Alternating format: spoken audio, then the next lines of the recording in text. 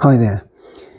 We're given the gradient function of a curve and the coordinates of a point on the curve, which is 1, 2. The gradient function is 3x minus 4.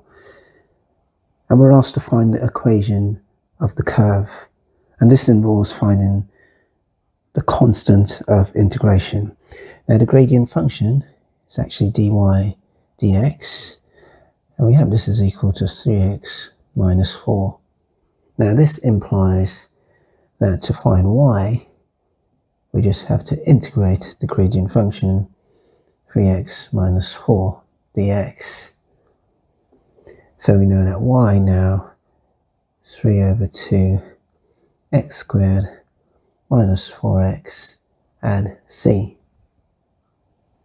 Well, we're given the coordinates of the point on the curve, which is 1, 2. So when x is equal to 1, y is equal to 2.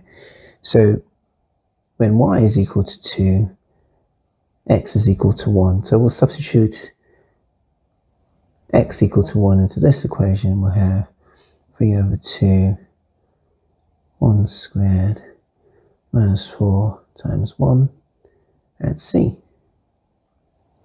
And so we have that c is equal to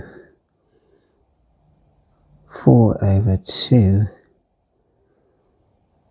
minus 3 over 2 add 8 over 2, which is equal to 9 over 2. So our constant of, let me just write this clearly, 9 over 2. Our constant of integration is 9 over 2. And now we could go ahead and find the equation of the curve. So our equation of the curve is we substitute for c in this equation. We have 3 over 2 x squared minus 4x add 9 over 2. So this is in standard form, but alternatively you can write it in non-standard form. We multiply both sides of the equation by 2. I can write 2y is equal to 3x squared minus 8x add 9. Just a neat way of writing it by removing the fractions.